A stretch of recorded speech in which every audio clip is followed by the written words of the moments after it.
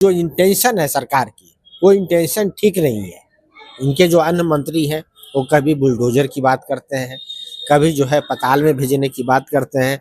तो ये सरकार जो है संवैधानिक मूल्यों के साथ नहीं चल रही है। लेकिन जिस तरीके से इन लोगों ने अपना इंटेंशन दिखाया है, वो इंटेंशन कहीं न कहीं जो है बहुत खतरनाक है। इसलिए मैं कह रहा हूँ कि मैडम राबड़ी जी अपने एंटाइटलमेंट के आधार से ही वहाँ वो रह रही थी और इन्होंने पहले से ही एक बिल्डिंग तैयार कर रखा था। इनका जो है जिस तरीके से इलेक्शन लगता है फिक्स था, ये मान कर चल रहे थे सारी बातों को। अगर आप वहाँ गए होंगे तो पूरी वो बिल्डिंग जो है तैयार कर रखी है।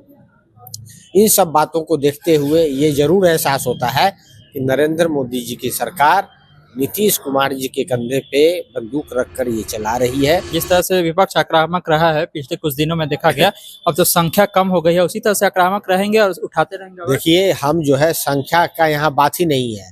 हमारी पार्टी जो है गांधी के मूल्यों से, संविधान के निर्माताओं के सामने रखकर और क्रांतिकारी शब्दों में मैं कह रहा हूँ कि इस प्रक्रिया को हम तीव्र गति से और आगे ले जाएं। संख्या बल हमारा मायने नहीं रखता है, हमारा हौसला जो है।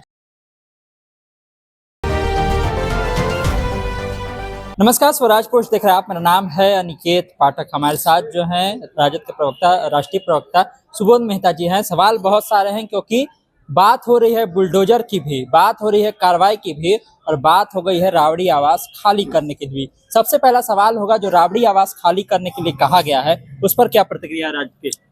देखिए, सबसे बड़ी बात यह है कि जिस ढंग से नीतीश कुमार जी का शासन और एनडीए का शासन काम करना शुरू किया है, लोकतांत्रिक मूल्यों की हनन है।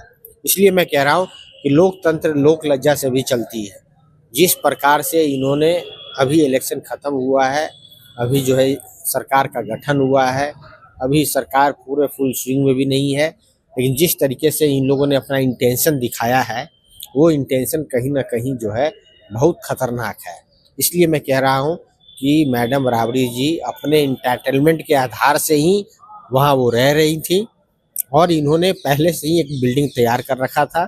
इनका जो है जिस तरीके से इलेक्शन लगता है फिक्स था, ये मान कर चल रहे थे सारी बातों को।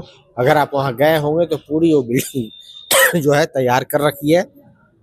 इन सब बातों को देखते हुए ये जरूर एहसास होता है कि नरेंद्र मोदी जी की सरकार नीतीश कुमार जी के कंधे पे बंदूक रखकर ये चला रही है।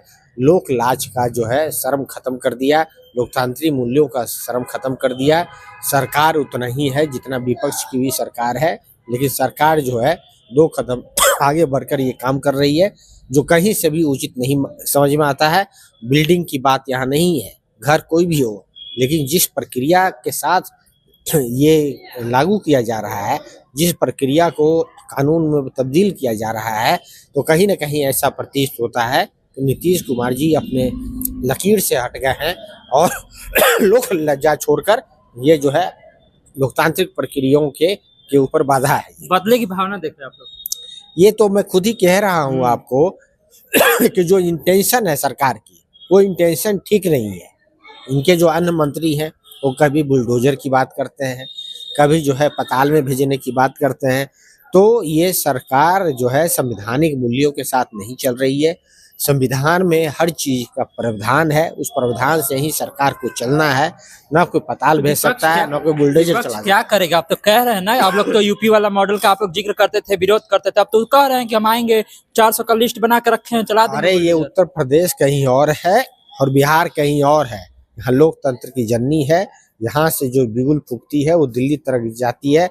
जो यहाँ अगर कुछ हुआ इस तरीके का अलोकतांत्रिक चीजें, तो यहाँ से जो चिंगारी निकलेगी दिल्ली को भी जला देगी। एक चीजें और चल रही हैं, चलाया जा रहा है कि तेजस्वी यादव जब से हारे हैं तब से बाहर निकल करके सामने ही नहीं आ रहे हैं, छुप गए हैं। इस तरह की बात वो लोग कर रहे हैं। क्या कर रहे हैं तेजस्वी यादव? ये वही लोग बात कर रहे हैं जो मैंने बोला कि लोक लज्जा खत्म कर दिया है लोकतांत्रिक मूल्यों का। और ये लोक लज्जा के साथ साथ जो है लीडर ऑफ अपोजिशन को किस तरीके से लेना चाहिए वो भी उन्होंने खत्म कर दिया है। आप लगातार देख रहे हैं माननीय तेजस्वी प्रसाद यादव जी जो है विवाह कार्यक्रम के साथ साथ जो अभी हम लोग का समीक्षा बैठक चल रहा है, उन सब में अपने ऑफिस में हर जगह पे वो पार्टी कार्यकर्ताओं के साथ मुलाकात कर रहे हैं और एकदम पार्टी के साथ एकदम ताल बैठाकर चल रहे हैं। हम लोग चुनाव हारे नहीं हैं, आप ये भूलिए मत। ये जीत जो है तंत्र की जीत है, ये जीत लोकतंत्र की नहीं है। इस बात को हम लोग बखूबी जानते हैं और जो है संवाद और संघर्ष के माध्यम से इस किले पे चढ़ाई फिर अच्छा होगी। सुबोध जी, जब आप ही बात कहते हैं कि हम लोग हारे नहीं हैं और सारा बात चुनाव आयोग के ऊपर करते हैं कि चुनाव आयोग जो तंत्र है वो गलत कर रहा है, तो कहीं इसमें आप ये नहीं देखते कि इसके पीछे जो है हमारी जो अपनी कमी है वो छुप जाती है, वो निखर करके सामने नहीं आ पाती है, वह उसको देखिए, ध्यान आपने नहीं बात देता सही किया है। दो तरह से इंट्रोस्पेक्शन हो रहा है। पार्टियों का जो इंट्रोस्पेक्शन है, आत्मचिंतन की जो आप बात कर रहे हैं, हम लोग कर रहे हैं, लगातार हो रही है। लेकिन गहरी चिंता की बात यह है कि संविधान के निर्माताओं ने जो मूल्य दिए हैं संविधान में, उस पे न चलकर ये जो है अलग भाषा बोल रहे हैं। इनकी जो कार्यशैली है वो अलग तरीके से दिख रही है। इसमें न लोक लज्जा दिख रहा है, न संवैधानिक मूल्यों का स्थापना दिख रहा है। ये बस ऐसी बात कर रहे हैं, लगता है कि ऑपोजिशन इनका दुश्मन है, दुश्मन की तरह ये व्यवहार कर रहे हैं। पताल भेजने और बुलडोजर चलाने की ये बात कर रहे हैं। ये कहीं भी किसी भी लॉ में नहीं लिखा हुआ है बुलडोजर और पताल की बात।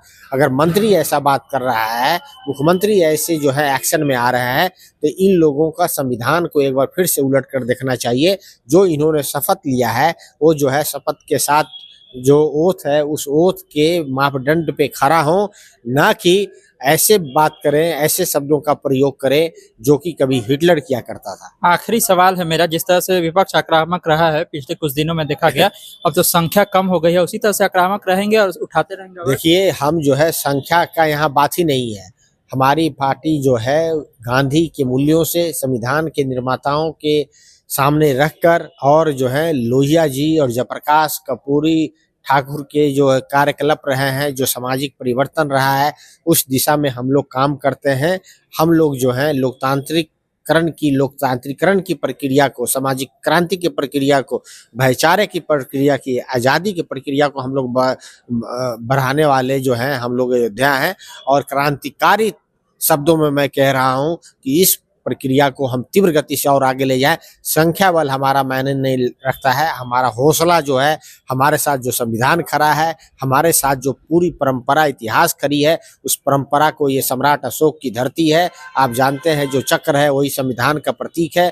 इन लोगों ने जो है संविधान के प्रतीक को नीचा दिखाया और पार्लियामेंट में जो है अशोक चक्र को धूमिल करते हुए संगोल लगाया। इन सब बातों का जिक्र जो है हम क्रांतिकारी से जितने भी साथी लोग हैं, इसको लेकर हम और तीव्र गति से बढ़ेंगे। संख्या यहाँ पर कोई मायने नहीं।